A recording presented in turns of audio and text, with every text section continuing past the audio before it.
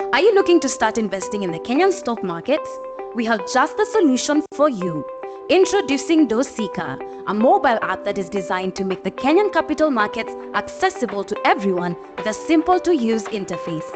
The app provides real-time updates on stock prices and news, which is crucial for investors.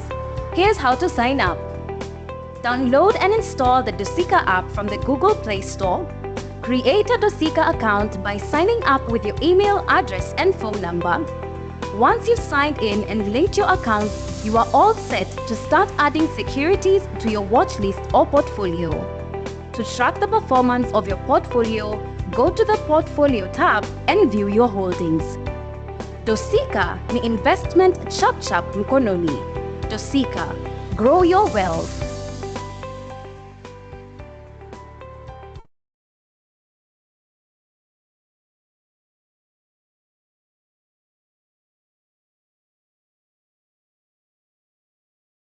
Okay, think we are all in.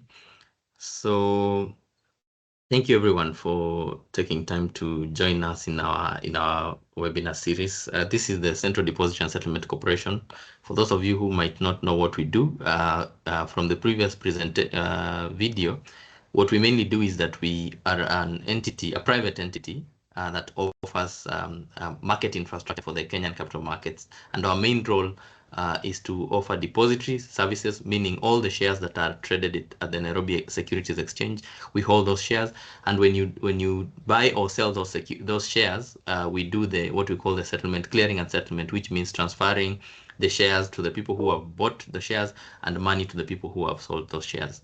And we also offer other additional services, but for purposes of this session, we're going to talk about mainly the Kenyan capital markets, which is the equity space in the Nairobi Securities Exchange, and that's largely why we are here. Because if you've been active in the market for the last 2 years, you've noticed that we have been the prices have been going up for steadily for quite a while, and our presenter or our panelist today is going to tell us probably why they have been going up and if they'll be going up for the long haul.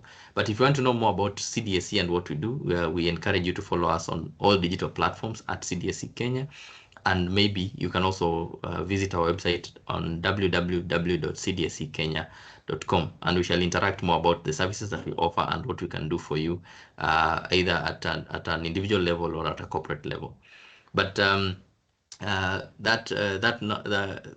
being said, I would like to welcome our speaker for the day, and who will also introduce himself, and then we can get started. So Collins, if you're there, you can unmute and share your open up your screen, and then introduce yourself and who you work for or who you work with. Thank you so much, Mr. Stephen. My name is John Collins Mbogwa. I'm an investment analyst at Faida Investment Bank, and I am extremely happy to be here. And I will be taking you through momentum investing in the Nairobi Securities Exchange. And I hope you're ready to learn a bit.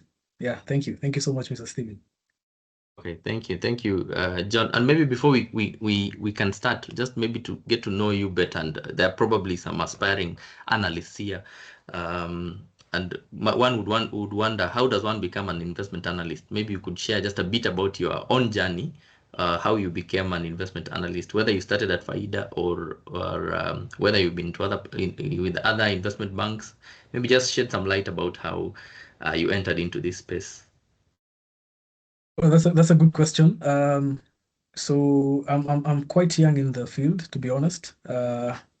Yeah, so I started at Faida. This is actually the first place I've worked as an investment analyst, and so my background is in a Bachelor of Science in International Business Management, and additionally, I'm a student of the CIFA, Certified Investment and Financial Analyst by CASMED.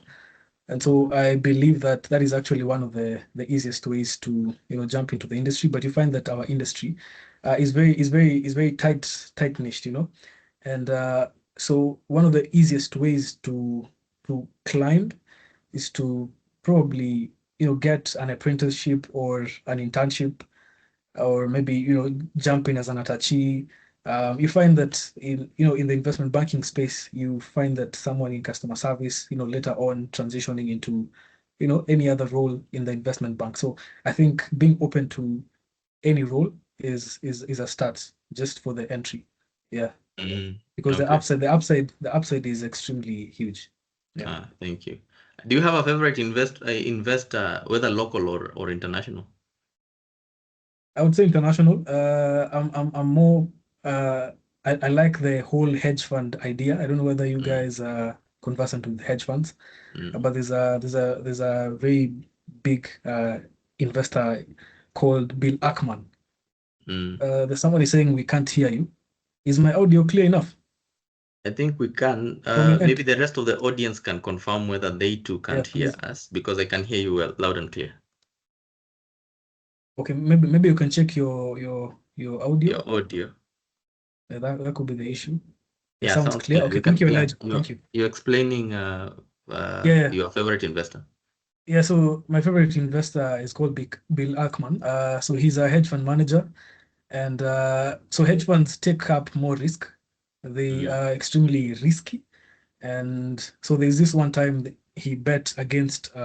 Thank you. I'm getting a lot of comments that we are clear. That's nice to hear. So he bet against a pharmaceutical company, and so in the States you can actually short sell. Short selling is something that we don't have in the NSE yet, but we have it in the derivatives market in terms of where you can bet against a company dropping.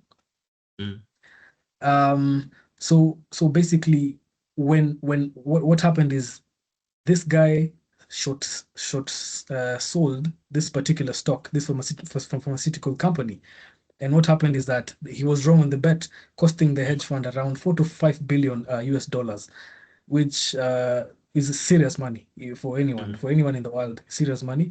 But not long after, he was able to make a comeback, and I believe that's one thing that an investor has to have. You have to be able to bounce back, because you might actually take a trade, you might invest in something, and things might not always go as you planned. But the fact that he actually made a comeback, yeah. So that's something that's someone I look up to. Yeah. No, that's good, and also having the stomach to take the losses when they come, because as our investors will be aware that while prices go up, sometimes they do go down, and most times if you panic sell, that's when you lose your investment return. But sometimes when you just have if you can stomach the downturns, usually the upsides are very rewarding. Okay, so without further ado, I'd like you to just get into the presentation. Collins will be sharing with us on the topic of momentum investing, but he would also be sharing about how the market has performed, as well as any other things that are relevant to us as investors, and then we can have a session where we can do the Q&A. So just again, the people who are asking the questions, we encourage you to continue putting those questions on the chat, and we shall cover them during the Q&A sessions. But Collins, please take it away.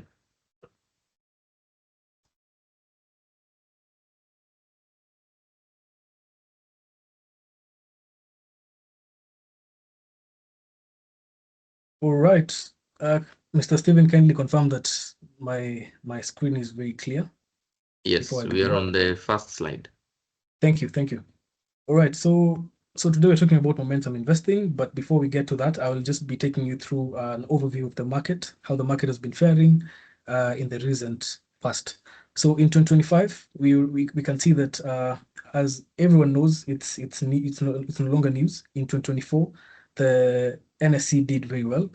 So we have something we call the NSE All Share Index, which basically tracks the performance of the entire market, because it contains all the listed companies on the Nairobi Securities Exchange. So as you can see there, the year to date. So anytime you see year to date, we simply mean from January, the first trading day of January, to where we are at right now. But for this report, it's up to 22nd, which is when I did the presentation.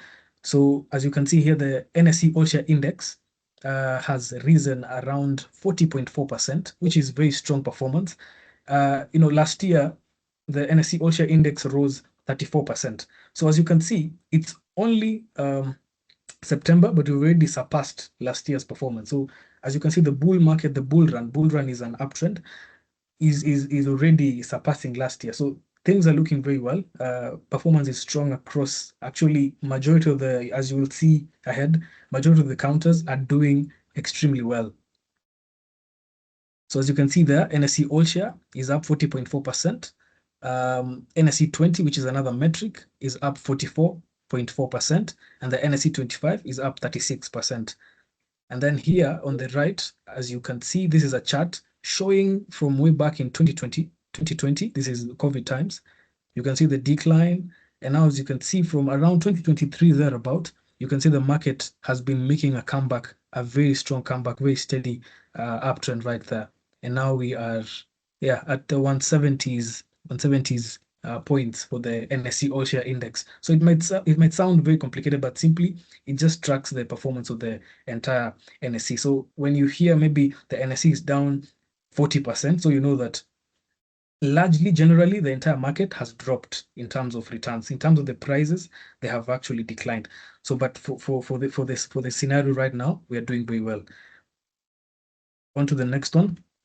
So I'll be showing you the historical performance. That is the from 2008 to date, how the NSE All Share Index, which is the metric that we use to track performance, how it's been performing. So basically, how the market has been performing. 2008, there you can see a decline of 21%, and then a smaller decline there, and then a growth right there. So currently, as you can see here, we are at 40.4, and the previous year, which is 2024, we did 34%.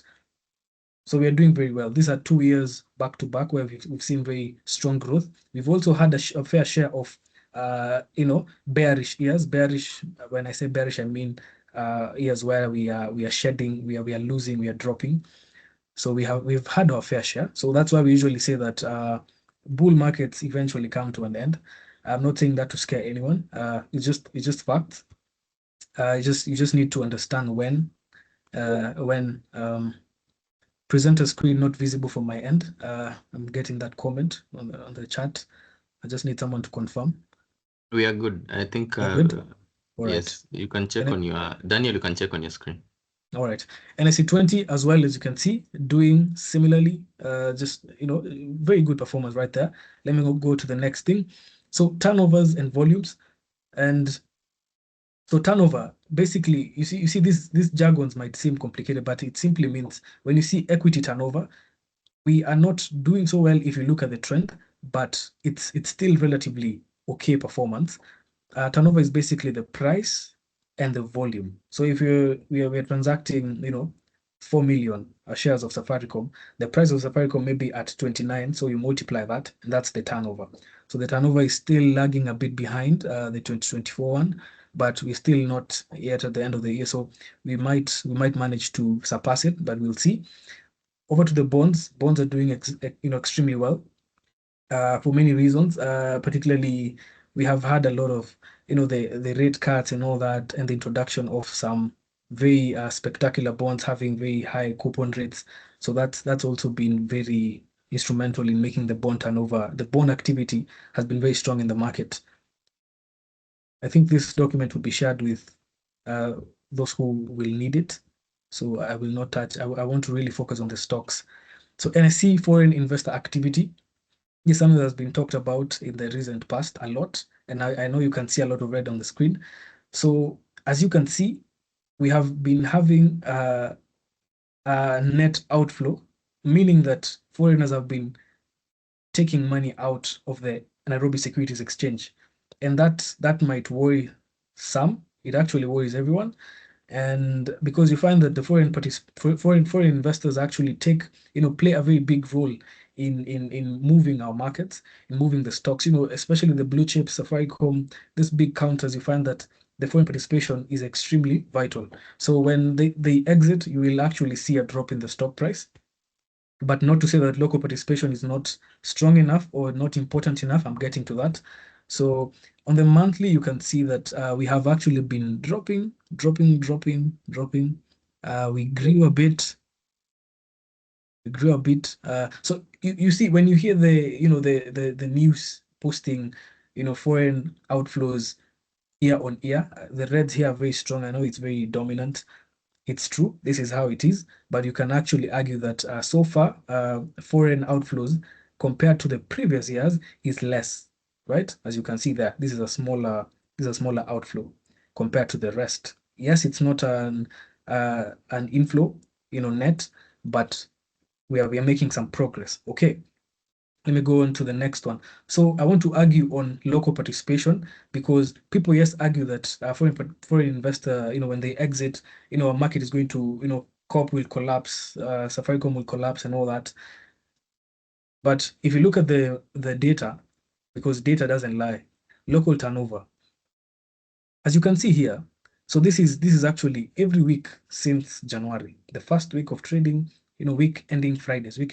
That's how we look at the data on the Nairobi Securities Exchange, because the market is not open on the weekends. So as you can see here, turnovers have been relatively below I think this is supposed to be 2 billion. 2 billion. It's supposed to be 2 billion. That's an oversight on my end. So it's been below 2 billion for the larger part. But as you can see, the last few months, we are touching 2.2, 2.1, 4.4, very strong performance there, 3.3 billion and 3.2 billion. So very strong performance. So there's a lot of turnover going on and a lot of participation from the locals. And as you can see, the percentage-wise, we have been above 50%. This is the 50. We've been above 50 for a very strong, for a good amount of time, which is very commendable. So as you can see, local participation is still very vital and still very strong, because 4.4 billion is remarkable. This is very strong performance, very strong. Right. So let's look at the macroeconomic and policy environment. So inflation is below the CBK's midpoint, which is 5%, and currently it's at 4.53% as of August, which is an increase from the 4.1% we saw in July. Core inflation, which excludes the volatile items, has cooled to 3% from 3.1 in the previous month. All right, so we all know that the CBK has been cutting rates. So far, they've cut rates by 350 basis points. For those who follow the news, you know that the rates were, 2024, at some point we saw a high of 13%, and now we are at 9.50%. So it's remarkable, easing by the CBK as they try to reduce borrowing costs for themselves as a government, and also lending rates for the economy at large, because all these things actually affect the economy. When lending rates are too high, nobody is taking loans, and when people don't take loans, there's no money in circulation, and growth is really difficult to happen as a result. So additionally, something else that is also helping the economy at large, and just the NSE, the shilling has been steady. The government has done a lot. If you've been observing the currency, you will notice that it's stuck at 129.24 to be exact. 129.24. It could have a few decimals on the end, but it's largely 129.24. Yeah, so we had seen why does exchange look like it's been fixed for?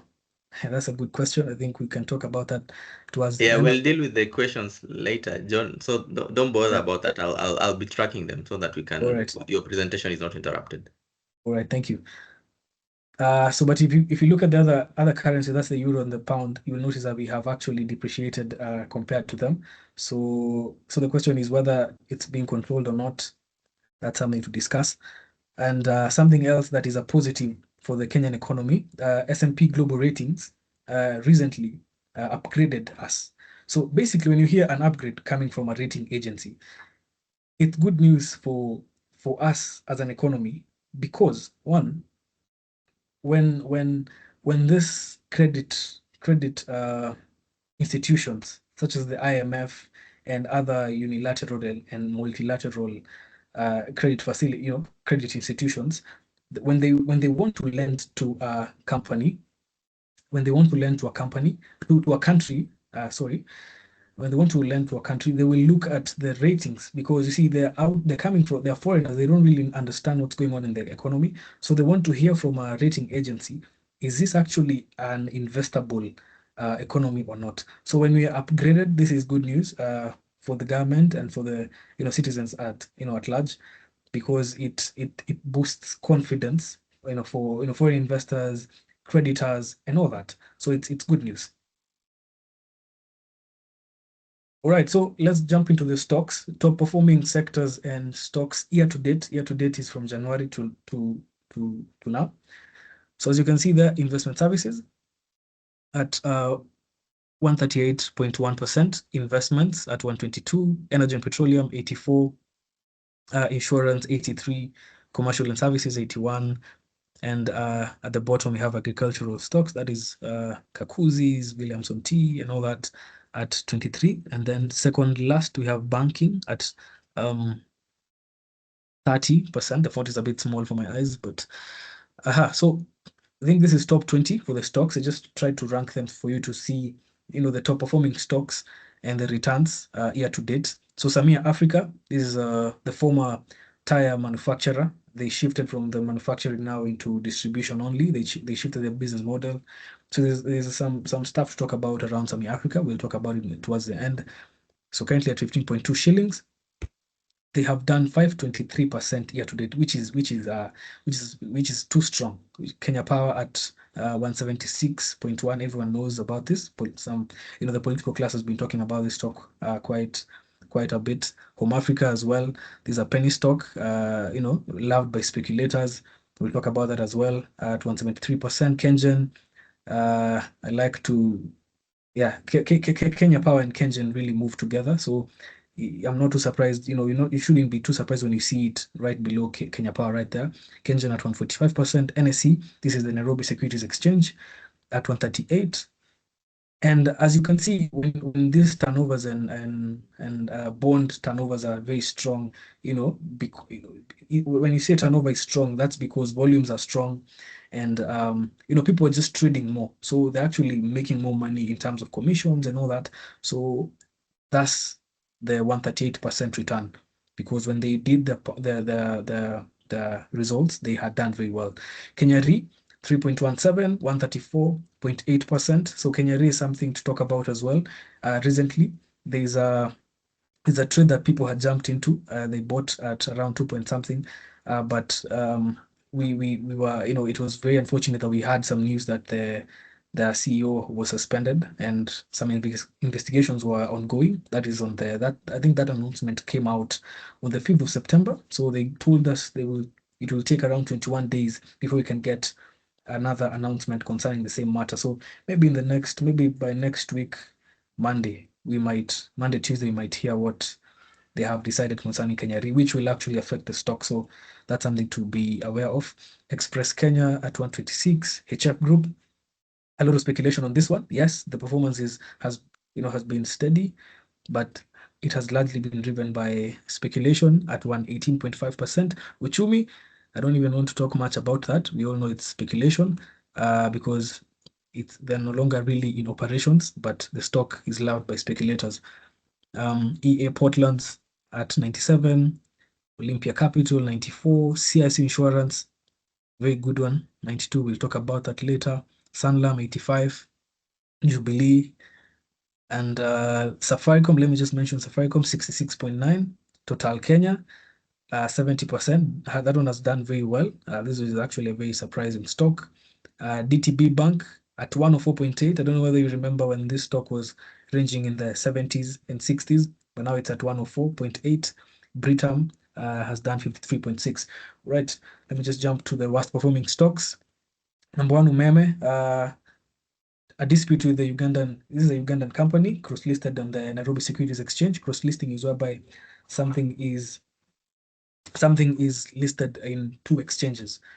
So Umeme has lost 54.4%. Right after book closure, this stock just tanked dangerously. And people who are holding the stock, I know they have seen very strong reds on that one. NBV at minus 17.9. So this is actually very nice. If you look at, you realize it's a very small number of stocks that are in the red. The others, 2, maybe 3, flat performance, and then the rest are now in the green. And that's very nice. At the bottom there, you can see EABL at 20.7%, and a few bank stocks here and there, Absa, Corp. Right. I don't want to go deep into that, but we'll talk about Umeme towards the end. Banking sector stocks, because we can't fail to talk about this ones. HF. This one we have seen politicians buy together with their entire households. So, and Kenya, this is Kenya, speculation is very strong. So anytime and it's actually across every market, even in the US, anytime politicians, there's citizens are able to see the traits that politicians take, so that they can analyze and see whether this is actually something feasible. So when Kenyans have heard that politicians have bought into HF group, people just bought it. Enough of that. DTB as well, 56.9, NCBA at 37.3, Stanbic at 30, KCB, good company right there. INM, that is 15. Right, and the list continues. So the banking sector is one of the most loved. Actually, last year, if you threw money randomly at the bank stocks, you would have made money. But right now, things are a bit different because stocks are extremely high. That is, we'll talk about all these things. Stakes are very high, and you have to have a very keen eye. You have to be very careful. And the era of buying stocks and forgetting is gone. If you buy a stock and forget, you might be surprised. You might be too surprised. All right, so I want us to talk about momentum investing. So this is whereby, just as I've written, momentum investing is predicated on the view that securities, exhibiting strong recent performance are likely to sustain that trajectory. So anytime you find that maybe you saw HF Group on the top gainers this week, maybe you saw it this month, maybe you saw it appear on the top gainers twice. So what happens is people will start looking at that stock, because now it's now being brought to their attention by the fact that it's appeared on the top gainers maybe twice, maybe thrice, maybe 4 times, maybe even the whole month it's the top gainer.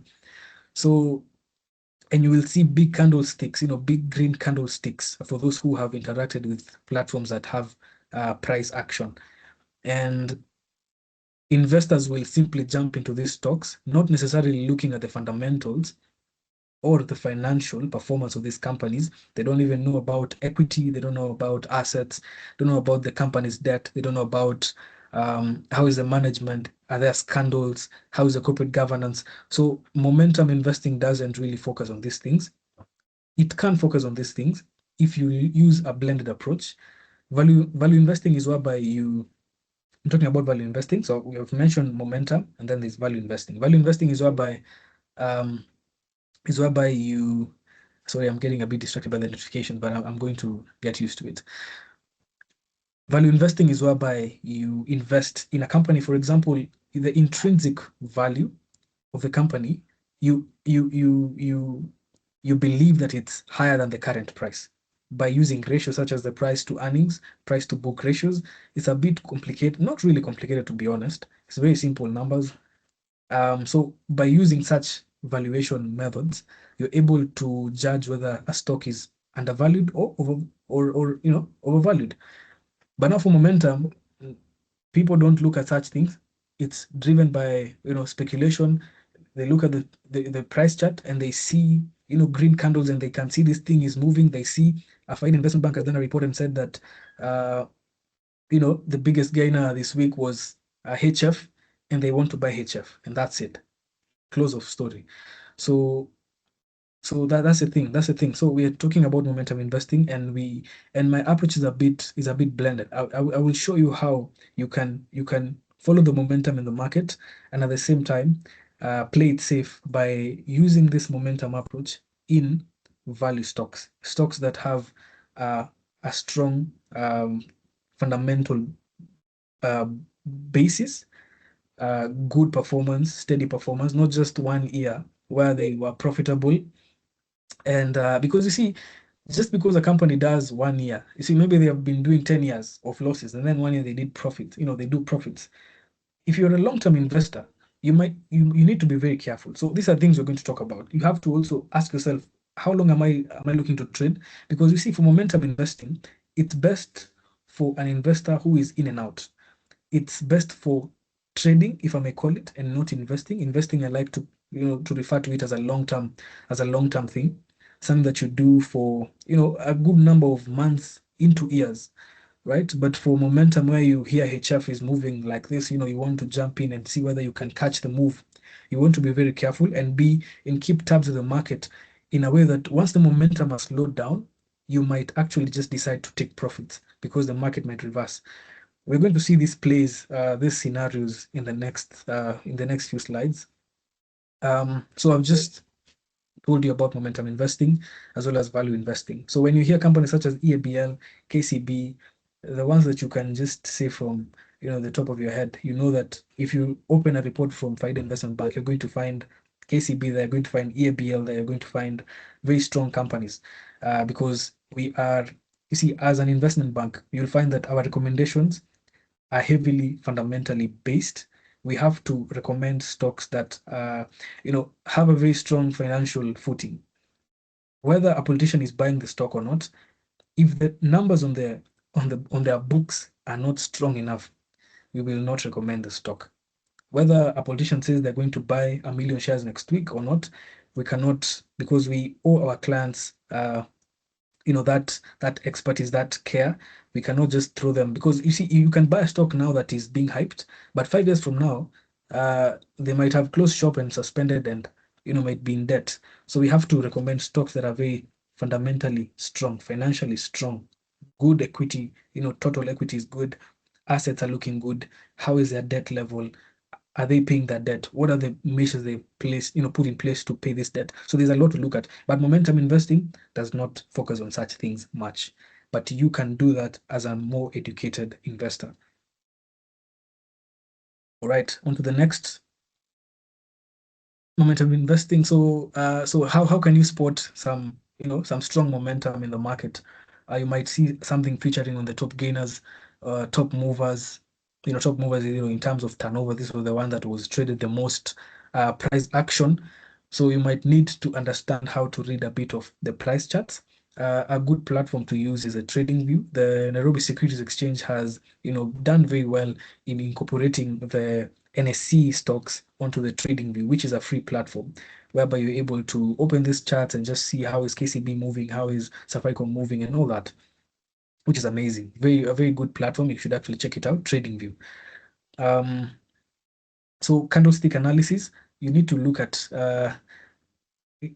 a basic understanding of reading candlesticks is actually very important. You're able to tell. I'll show you the next few slides how at certain points you could clearly tell that this week the momentum came in a way that we haven't seen in the past 50 weeks. And at that point, combined with some particular news about the company, was a good entry point and would have been very straightforward way to make money. And something else to focus on is the news. If you're trading, if you're investing, whether you're doing momentum or you're doing value investing or whichever strategy you're using, you have to be on top of the news. You have to read Business Daily. You have to read any other, just make sure you're on top of the news. Make sure you are reading reports from investment banks, and because news affects share prices 100%. For example, just like I mentioned, Kenya Re is a stock that people had started looking at the past few weeks, but right after people had started looking at it, and we got news that the CEO was suspended and investigations were pending, and they gave a 21-day period. So at that time, the stock dropped a bit. The momentum that had entered the market actually died out, and we just started moving sideways. We started moving in a corrective. We got into a corrective phase as a result. And so you have to be on top of news. That's all I can say concerning that. All right, so let me just touch on a few momentum plays that we have seen in the market, and you will notice that these are not necessarily stocks that, not KCB. I have not put KCB, EABL, these big companies. I'm just going to show you stocks where there has been very strong momentum play, and some investors have made serious money and others have not. So Home Africa, for those who are conversant with the market, who are not new, you know that this is one stock that people really have really speculated in 2025. So after a decade of sustained losses, Home Africa returned to profitability, reporting 133 million net profit. So you see, so after a decade, a losing streak of 9 years, and then you do a profit, and the market goes crazy. In the days leading up to the release, strong momentum had already begun to build in the market. So you might ask, why are we seeing some green candles even before the release? Sometimes in the markets there might be information leaks here and there. That's normal, but that's nothing to worry you. And then subsequently, on September 1st, 2025, the company reported 192 million profit for H1 2025, representing a 14.8 increase from the 167 million in the same period last year. So you can see that there is good news that actually drove this market, right? So if you look at here, I don't know whether you can see my cursor. I hope it's visible. Yes, we Is it can. possible? Very nice. So as you can see that the price was moving in a sideways. Actually, this is a downtrend. So someone who bought at this higher price was actually losing money, and this being a very cheap stock. So when it drops a small amount, the percentage is ridiculous. So as you can see here, for a long period, this is a corrective phase. Very corrective, moving sideways. You're looking at your portfolio, you're up 1%, then you're down 5%, then you're down 7%, and then suddenly you can see we just picked up and left. And so I would say this: anytime you'll see a corrective phase and then there is news in play, not just random. This is why you have to use a combined approach. You need to have a confluence. There is news that is backing your trade. You're looking at a counter like this, but I'm going to add on to this. I'm going to go into deeper things concerning the company and actually how the company is at the core. Is it doing well? Is it not? Is it a risky investment? Is it not? Okay, but let's just focus on the price action for now, as I show you, when to see when momentum has actually entered the market. So as you can see, that's why I'm saying that being able to read the candles, being able to read the price action is extremely important, because you're able to see that from here we were moving sideways, but suddenly, this is a weekly chart, things are starting to pick up slightly.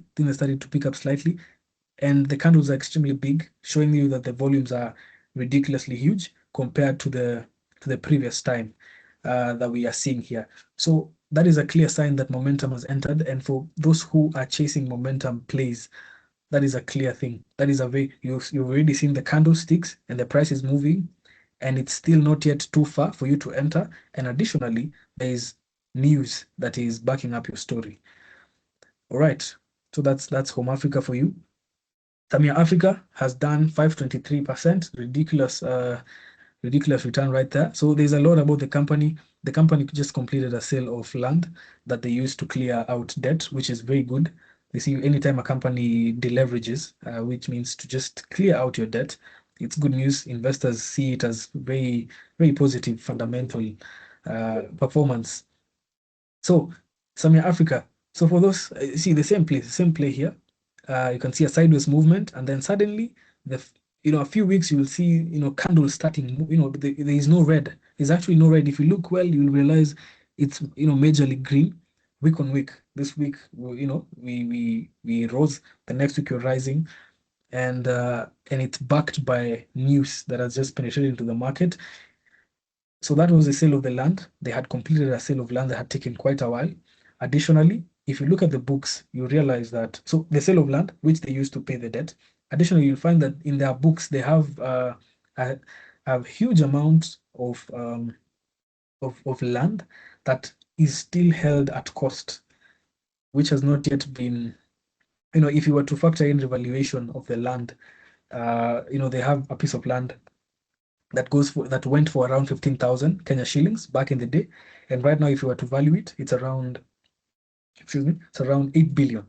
So such things, during the AGM, people ask them, why are you guys not putting these numbers into the books? And they will dodge the question and such things. But as you can see, so people are really looking at such things, not not just the debt and the fact that they sold the land, also the land that has not yet been revalued into the books. That's something else they're also looking at. All right.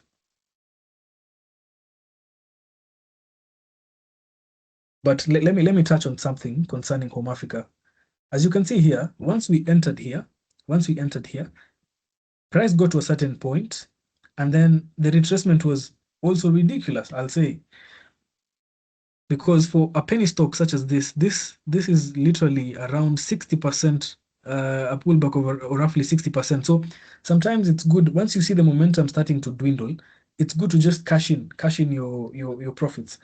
Greed is not something you don't need to fall into the trap of greed, because you will lose money. You have made returns that are way above you know what special funds are offering, what T-bills, even bonds are offering, and yet you still want to hold on to the trade, and you see momentum, the trend might be shifting. It's always good to just take profits, especially if you're not dealing with a value stock. This stock that you can just hold for the long term, EBLs, KCBs, and all that. If you're dealing with these small counters, it's good to just, once you have made your money, you've chased the momentum, and you are lucky enough to actually catch it and catch a good percentage return, it's good to exit. Or a KPLC, this one is a combination, because this is a good company. Yes, they had been in a very strong season of no paying out of dividends, and you remember the Kenyan market is driven by dividends, and that reminds me of Stanchart. So dividends, anytime a company that used to pay dividends stops paying dividends, we're going to see an effect on the stock price. So KPLC came out of a 9-year dividend drought, and they paid out a 0.2 shillings, and the market was excited about that. And and also they did a very good performance half year. So the numbers are looking good. And at the same time, if you look at the PE, the price to book, and the price to earnings ratio, undervaluation is obvious. And so these are the things. And additionally, there's also speculation behind the stock. The political class has also talked about it. I don't need to specify, it's public knowledge. And so that has also been something to talk about. So as you can see, the same play, it's actually very textbook. You'll notice sideways movement right there, and then you're going to notice the build up. This is around 1 shillings. Yeah, 1 shilling there about. Then now the build up just began slowly by slowly. Let's not talk about that much, because everyone knows year to date performance for KPLC is 176. NSE, this is the Nairobi Securities Exchange. Another very, surprisingly, it's done very well this year, which is really good. And and this performance is owing to the strong bond turnover, equity turnover that we've seen. And yes, they're making money as there's more activity in the exchange. So yeah, so as you can see, there's sideways movement, and then backed by good performance, you're going to see the momentum starting to build up, and you're going to see it very clearly on the price chart. So being able to read the price chart and seeing that, wow, this thing is actually rising steadily. There is no much up and down. It's the market has decided this is the direction we're taking. So that's very clear right there. HF Group as well, political class has talked about this, but at the same time, it was backed by good financial news that came out. They had done very strong performance. PBT, profit before tax, surged to 148.3% to 0.7.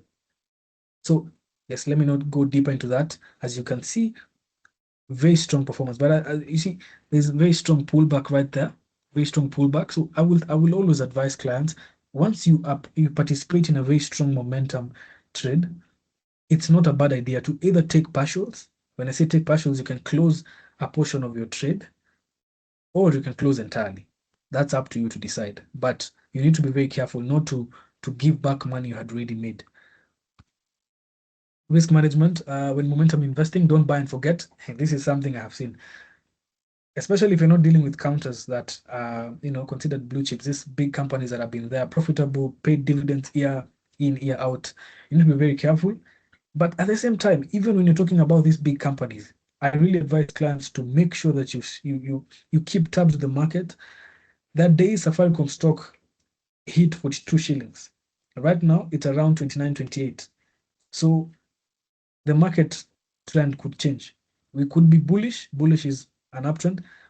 And suddenly, the trend could change, So you don't need to be there when the trend is changing and we're moving from 42 and now we got to 14. We actually got to 14 last year, 14 thereabout, maybe even lower. So you can imagine from 42 to 14.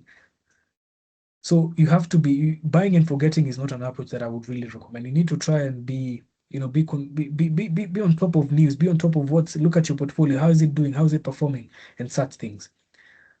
Pay close attention to counters with litigation issues, debt defaults, governance concerns, fraud, scandals. These are high risks, Suspension is possible in such scenarios. TransCentury was suspended because of debt, and it was actually among the top performers year to date in 2025. But since they have some fundamentally, the numbers are not looking too good, they were suspended. You can't pay your debt. You're going to be put on receivership. You have to be suspended as a result. So, and by the time you guys, the whole process is solved and maybe you're brought back into trading, can be a long time. Can be a long time. So be very careful as you're trading, as you're trading these things. You need to be very careful. Be very careful. If you're doing value investing, invest in companies that have no issues, have no litigation issues, debt. The company needs to make provisions. If there is litigation going on, have they made provisions for it? Such things. We're going to talk about that. For example, now the Stanchart issue has come up, and it seems like they had not provided for it, and they have issued a profit warning as a result. And as they try and settle the 8 billion payment, which has actually been paused. So there's actually a lot to talk about on the counter. Avoid the greed trap. Okay, before that, monitor the market structure and trend closely. So if it shifts, decide what you're going to do. Either you cut down on your position, take some profits just to act as a buffer in case everything just shifts. And Safaricom moved from 42 to 14, and it's a very big company. It accounts for 41% of the Nairobi Securities Exchange. So that should tell you that a lot of things are possible in the market. Avoid the greed trap. If you've already made significant gains and momentum slows, it's wise to take partial profits. For example, KPLC, I think you've noticed that the price moved from 1 shilling, currently now around 14 shillings, and 14.4 thereabout. But in our September stock recommendations, we just advised our clients to take profits. Our target was 14.4, which was hit. And so as we await new information, we recommend our clients to just take a bit of profits. You can actually close the whole position if you like. And we are waiting for October for them to release the results. And we want to see whether they're going to issue a profit warning or not for the full year results. So we are waiting. We want to get new information before we can now advise further. Steer clear of unprofitable counters and counters that have red flags in them. Negative equity, negative working capital, debt. Maybe they're defaulting on debt. They've been given one more year by the bank that they owe. Such things. All right, I forgot to mention something about Home Africa, so that speculators, because I know this is a stock that's loved by speculators. As you speculate, you need to remember that the counter is actually in a negative equity position, meaning that their liabilities are more than their assets. So that's something to watch out for. And they're actually, you could get deeper into this and just see how bad the situation looks like. But I know the stock is loved by speculators, but you just need to be aware of this, just to make sure you don't find yourself in a TransCentury sort of situation where the stock gets suspended and such. All right.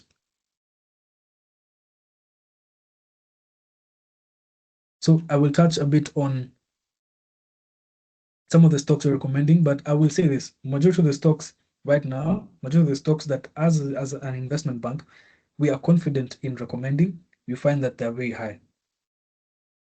But the thing is, just as I said in the beginning, for anyone who joined in the process, we like to recommend stocks that are fundamentally strong, and we are not influenced by hype or political decisions. So if a politician buys a stock, you will not find us now jumping in and adding it into our coverage. So we really like to maintain a level, very level head. And yeah.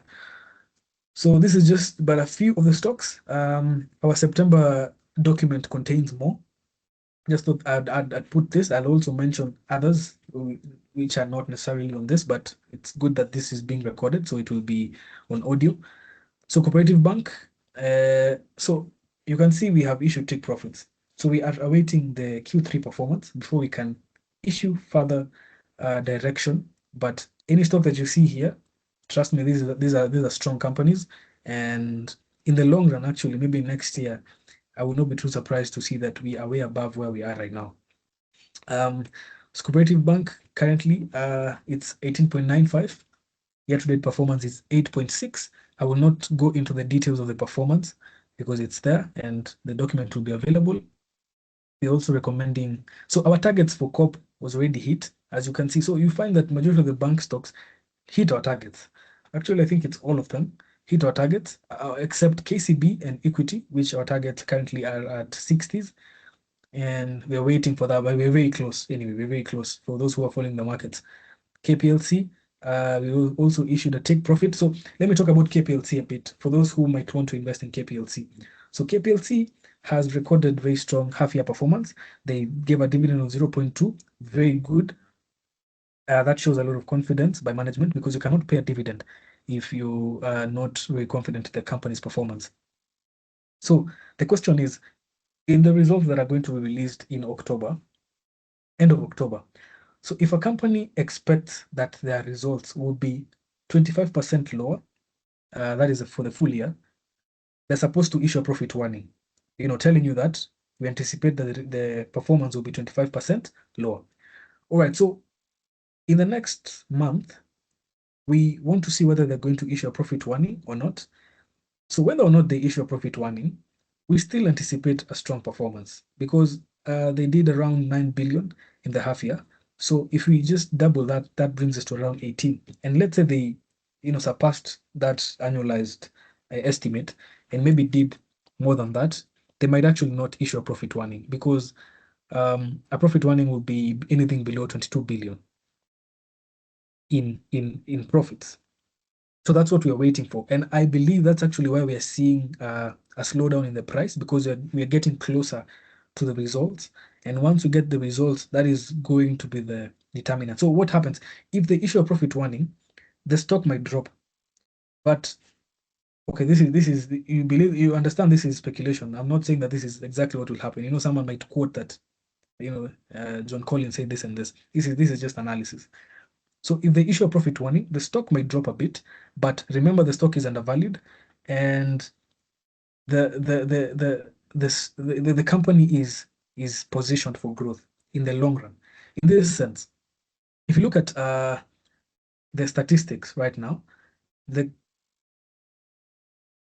yes, we've seen profit warnings issued as late as 1 day. So that's the thing. So once they issue that profit warning, I know it might be such a short time frame for you to act, but you'll just need to act as fast as you can. If they actually don't issue a profit warning and they release results, I am 100% sure, let's say 99%, I'm very confident, let me use that, that's a better term, that the stock will go higher than where we are right now. And I'm talking about KPLC, those who are asking, this KPLC, Kenya Power. So if they issue a profit warning, it might be a day, they're not forced to do it a month before, they can do it a day before the results. So you just have to watch, keep tabs, talk to your advisors, talk to your relationship managers from the various brokers that you use, and just make sure that you're on top of this news and make sure you're watching the news. Because if they issue a profit warning, the stock might drop a bit, but I believe that will actually be an opportunity for people to buy more. Yeah, for those who bought it at 4 shillings, 1 shilling, 5, that is an opportunity to buy more because it will drop a bit, but largely it should continue. Even if they issue a profit warning and we see something like 18 billion, that's good performance anyway. That's very strong performance. The other one is Equity Group, very strong company. The newest news, if you look at the price chart for Equity, you will notice that it dropped a bit, and then we got the news concerning them wanting to enter Ethiopia, just like their brother KCB has been doing. So once we got that news, we're just seeing it climbing nicely. So that's something else to watch. So I'm telling you, news is very important, especially even when you're looking for entry point. You can actually base your entry point on news. That reminds me of KCB. Early in the year, when they did the sale of NBK, National Bank of Kenya. So the party buying the company is Access Bank, Nigeria. So in Nigeria, the transaction in Kenya, it was approved by Treasury and CBK, but it got stuck in the Nigerian region. The Nigerian officials, had some issues, and as a result, the transaction stalled for a bit. And when that happened, and additionally coupled with the fact that they paid a small dividend, the stock actually dropped seriously. It actually dropped seriously from the zones of 40s, higher 40s to 35. It spiked quite seriously, but you find that was actually an opportunity to buy, and people bought because KCB is inherently very strong. Its intrinsic value is extremely strong. It's one of those companies that you can't be wrong on. So such things. So you find that the market really overreacted when the transaction was stalled in Nigeria. All right. So equity and KCB, you will notice those are the stocks that I really believe in. And yeah, that's KCB right there. And you can find our reports on our website. So we're targeting 60. We are really moving close to that. And I will not go deep into that. They're also moving into Ethiopia. The subsidiaries are doing very well.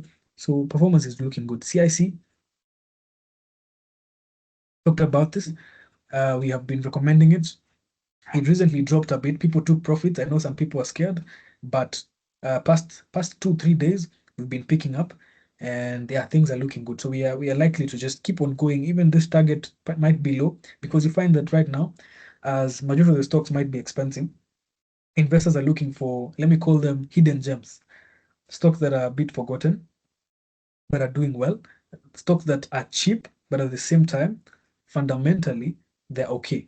If you look at Kenya Re, you'll find that their most recent performance, their financials, they're looking quite okay. They're looking very steady, very very strong. And so when you're a speculator, you're looking for momentum to play around with the market. You need to look at companies that actually have good financials, not just random stock.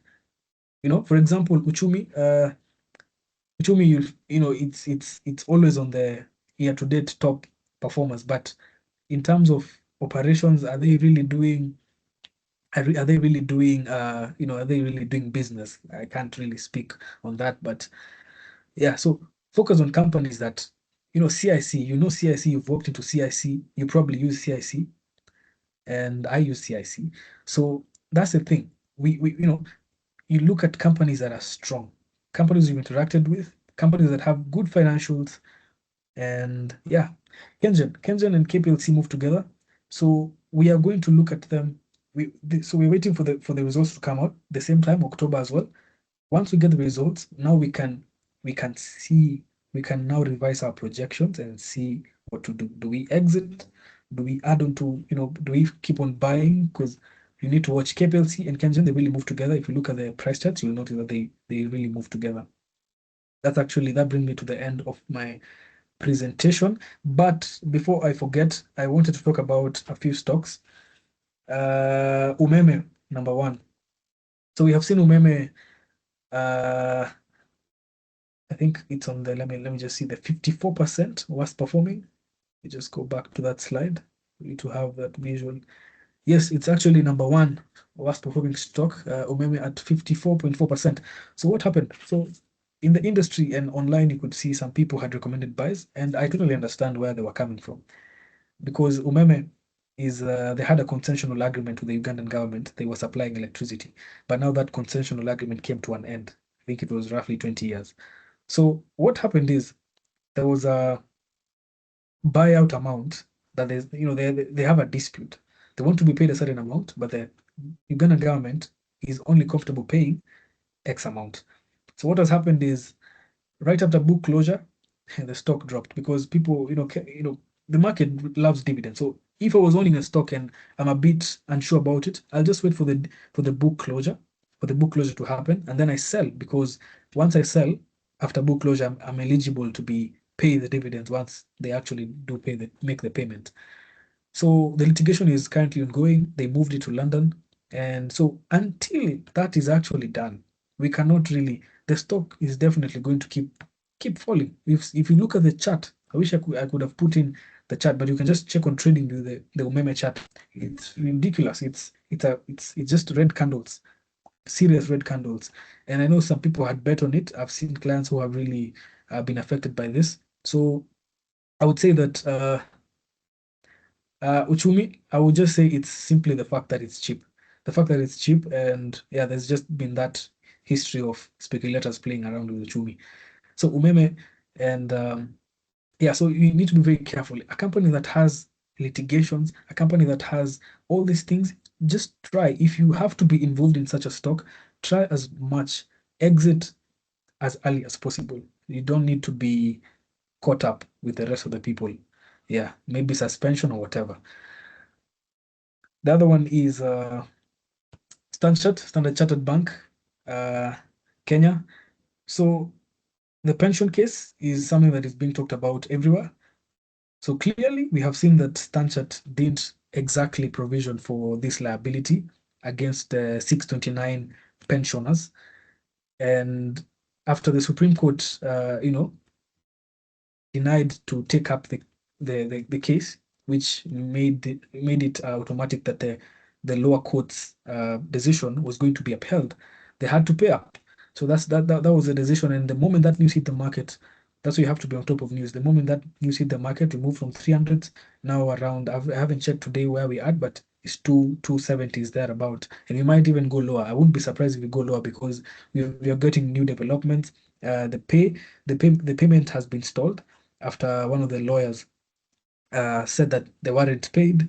There's a lot of stories around the whole thing. And then the NAN, so remember the case was Stanchart and 629 pensioners. Now the NAN 629 pensioners have also come forward demanding the same calculations on their pensions that was done on the 629 as directed by the courts to be done on the pension. So that actually complicates the whole thing. There's also another litigation against the Manchester Outfitters. There's a lot to take in. There's a lot to be priced in concerning the stock. And I know right now going forward, they're going to be forced to clearly and transparently provision for all these things. Any pending case that they have, I think the Manchester case is roughly worth 30 billion. So as you can see, the size of such 30 billion is too huge of an amount for a bank like them, looking at their profits and such. So that is something. So we are likely to see it keep going low. If you look at our report that we issued a sell on the stock just to make sure that our clients are aware that we are bearish on the stock for now, as the market will keep on pricing in these things. People are selling as they just try to run away from that risk, that legal risk. The slides will be provided. Yeah, I will send them to Mr. Steven, who will send them to us. EABL, let me mention something on EABL before I finish. EABL is one of those blue chip stocks that you cannot miss on your portfolio, especially if you're doing value investing, long-term investing. Recently, EABL mentioned that Diageo, which owns 65% of the EABL, they mentioned that they're thinking about, selling their beer business, and they commissioned Bank of America and JP Morgan to do a review of that wing of the business and that entire transaction. So we're yet to get news concerning that. So the price has not been moving too much. So I'll just say this.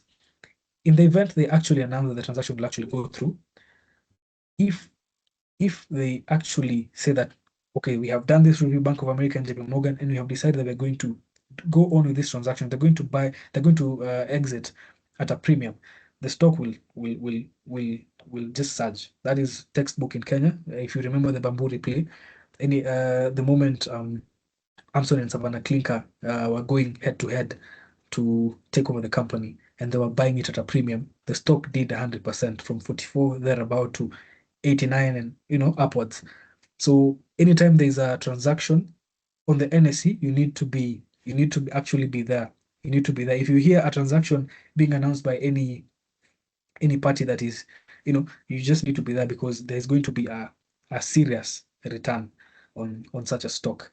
I think I've covered what I wanted to mention, but for Home Africa, I will say it again. I have put it on these slides, but I'll give another disclaimer. The fundamentals are not looking too good, especially if you look at the fact that they're in debt, but it's loved by speculators.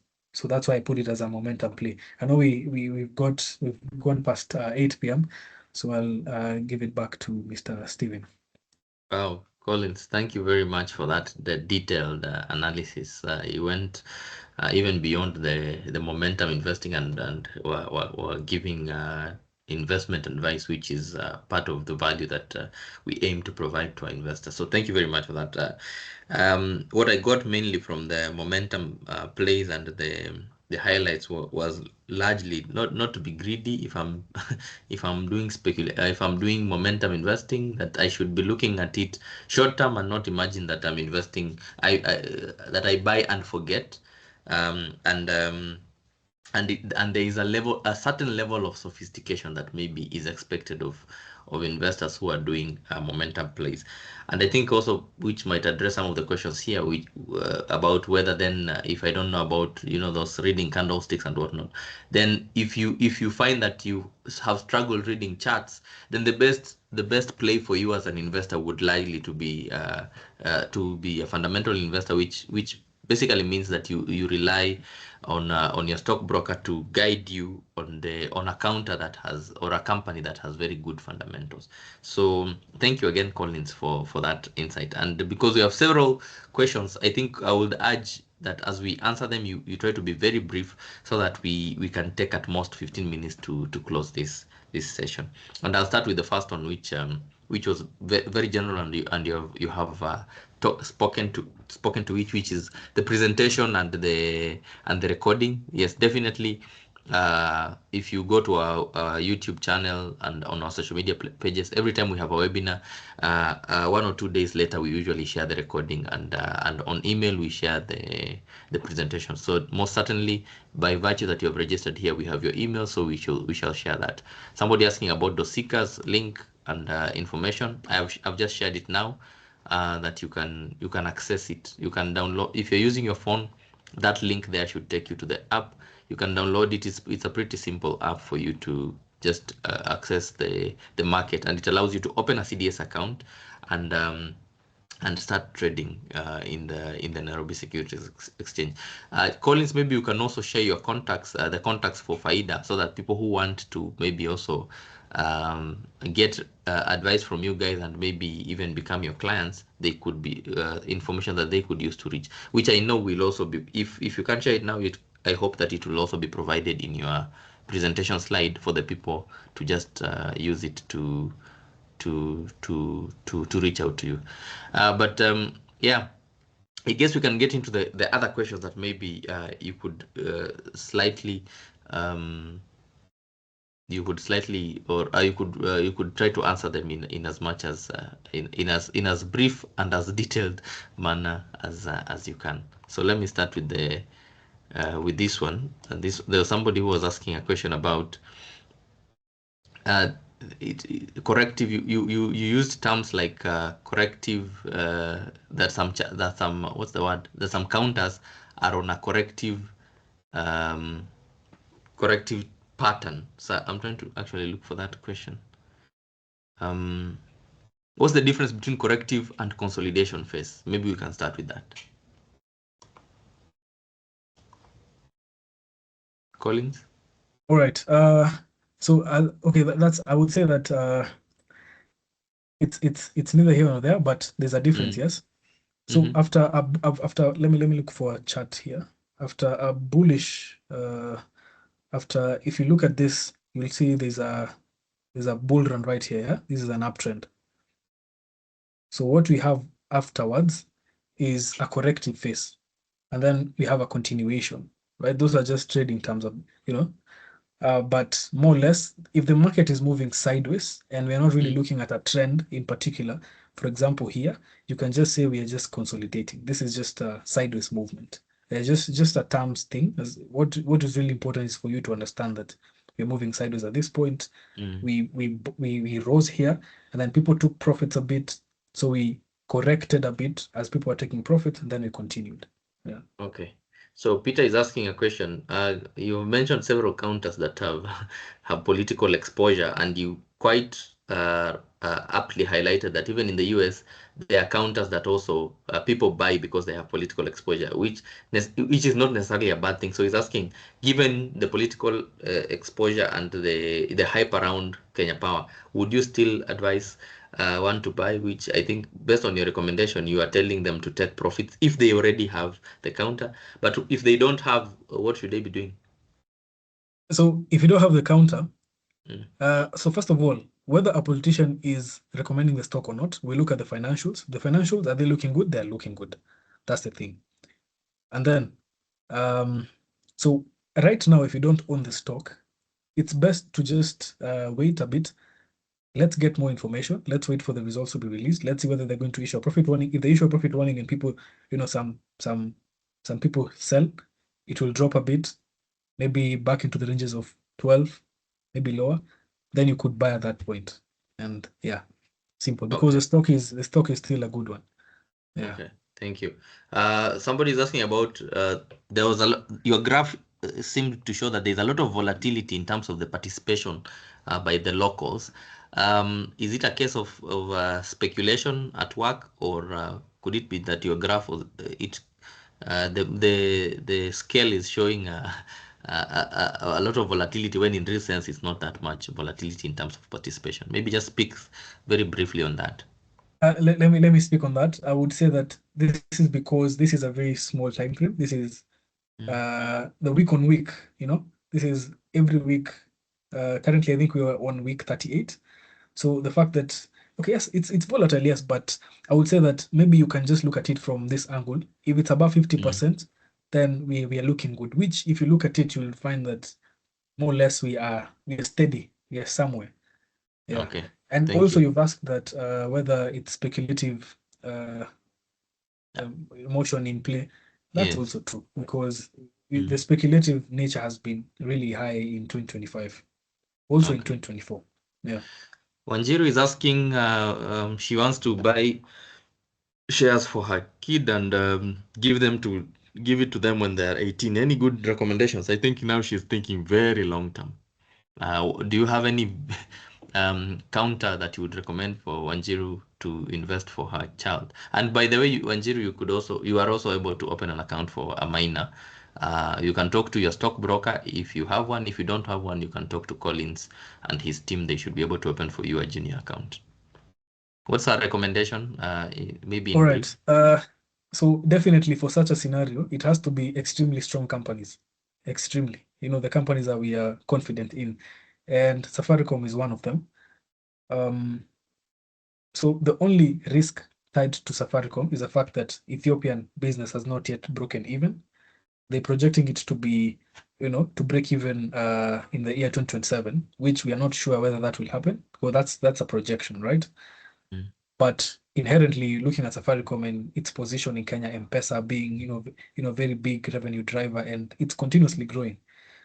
So Safaricom is very strong, and the fact that they have evolved from just a telecommunications company into a fintech, the business model is extremely relevant, extremely strong, and it's future proof. So Safaricom is one of them. The other one, I would say EABL, but the fact that they're going to sell their beer business, we need first to understand what's going to happen to the business that's remaining after they have sold it. So we can pause on that one for now, for the long term. So that's Safaricom. I would also argue KPLC, looking at long term, the entry of EVs, electric vehicles, into our Kenyan market. I anticipate that trend will continue to grow, and also, yeah, and as that happens, I believe that, you see, KPLC right now, if you have listened to the news, you realize that in Western Kenya, they're not able to supply enough. So the demand actually outweighs the supply. That's why people are really bullish on the company, because we know that more people need electricity, but they're actually not able to deliver. So the demand is very strong, and that's amazing. If you have a business and demand is there, you're happy. So KPLC is something to consider, but the fact that it's heavily speculative might be, yeah, we might have to put a smaller portion on that one. But Safaricom for one, I wish EABL wasn't doing that transaction at this point. I would just have jumped in and told you EABL right off the bat.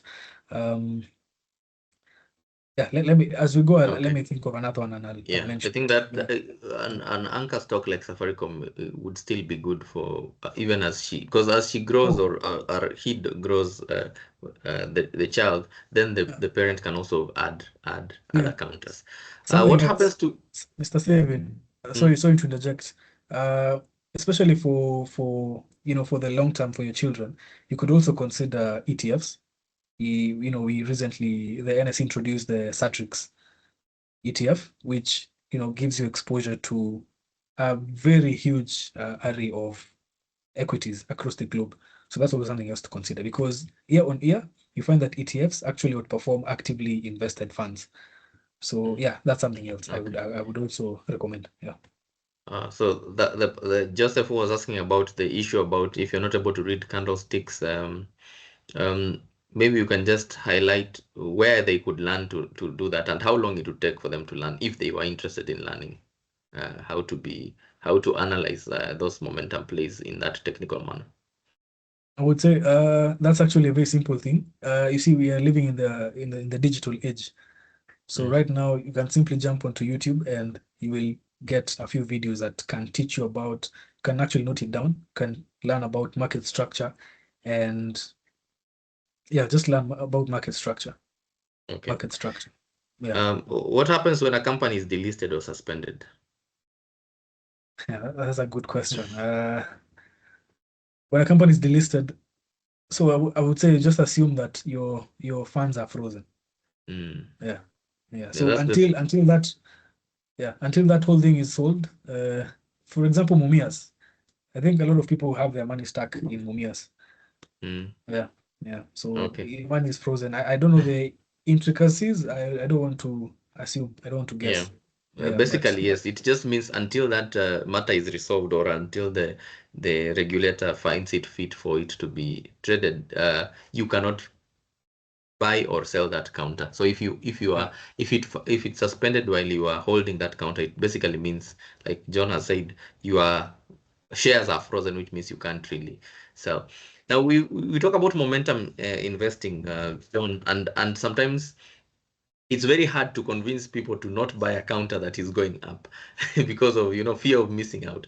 I don't know if you have any thoughts about what investors should be doing, especially when they are looking at companies and they're thinking maybe this counter will move from. I think we've talked about KCB pricing moving into 60. Maybe if it hits 60 and it continues going up, does it then create? How do you handle FOMO or fear of missing out as an investor? And would you say that you should go all in counters that are going up, or should you be doing the normal dollar cost averaging on counters as you do momentum investing? I'll say this: going all in, especially if that is the only counter you've invested in, meaning your portfolio only has that one stock. It's a serious risk, because the markets it's speculation. As much as, yes, the fundamentals might be very strong, the share price is speculating. It's about how much I'm willing to sell my stock. It's me deciding. It's the investors actually deciding. So the value, that's why you find that there's a mismatch in the real intrinsic, the book value of a stock and the share price, because it's what the Monanchi is willing to sell this stock at. So I would say that jumping all in because you've heard that HF is going to keep on rising is not the best thing. You have to do a bit of homework. You have to be aware of the risks involved. For example, Samia Africa, at the current high price that it's at 15.2. So you might decide to jump in. Okay. You might decide to jump in. Okay. So the question is, how big is the downside? The downside is extremely huge. And not to say that the stock might not continue rising. It could continue rising. Even if you look at the NSE stock, it's 14. It's also, I remember there's a time it was around 4 shillings. So you have to consider, you have to ask yourself, how big is the downside? But I will say that when you're chasing momentum, trying to get good entries is actually where all the work needs to be. Trying to get good entries, you could try when a stock pulls back. Let me try and find, because when you're doing momentum trading, you can't be someone who is afraid at the same time, right? Yes. You wouldn't really catch a trade because you see, NSE moving from 5 shillings to 15 shillings. There's a time it was 7, it was 8, and there's someone who had the courage to jump in at 8 shillings, and they've made almost double. Yes. So you just have to remember that. Yeah, try and get a good entry, especially after pullbacks. If you see, this is home Africa, and it got to a certain price. I can't see, the font is too small for my eyes, and it pulled back. And you can argue this is very textbook. This was actually a good entry for speculators. You'll see some candles forming, and then they jumped in there, and I know they've made some money.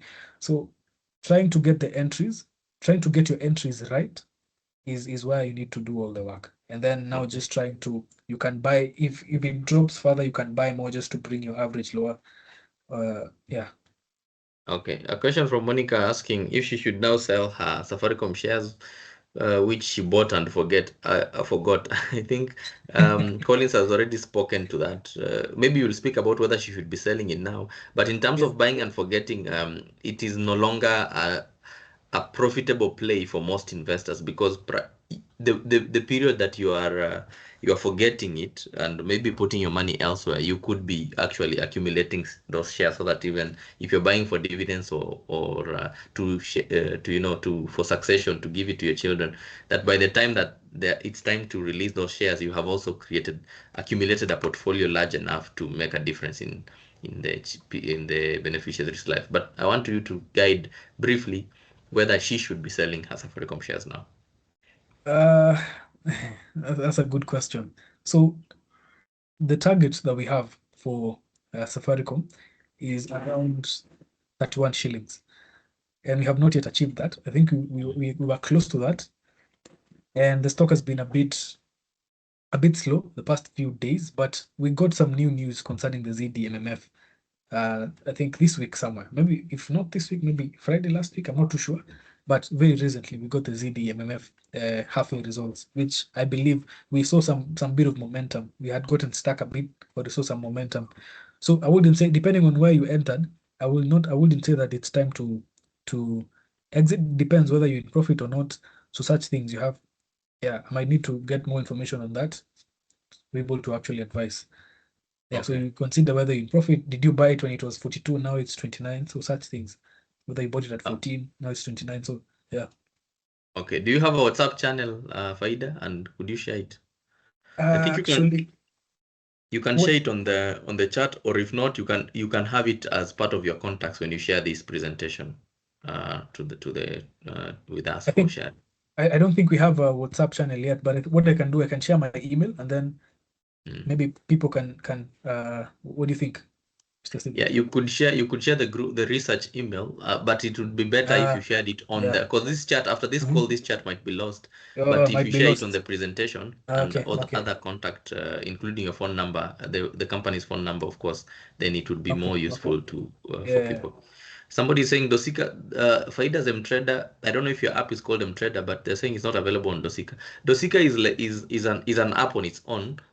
So if you use Faida already and they have their own app, yes, you are free to use that. But in case you don't have an account, Faida actually is one of the partners on Dosika. So you could also go to Dosika and open an account and choose Dosika and choose Faida Investment Bank as your stockbroker. So you could do either, or you could either go via the Faida app directly, or you could come via Dosika and choose Faida as your stockbroker. So having both is not really a problem.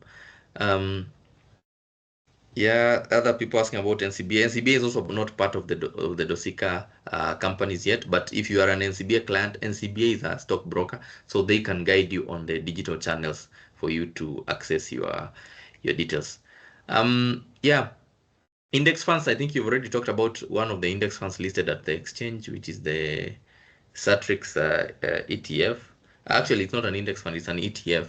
And whether it's a low risk investment, maybe we can pack that for the next session, where you can be talking about index funds, ETFs, and all other types of investments.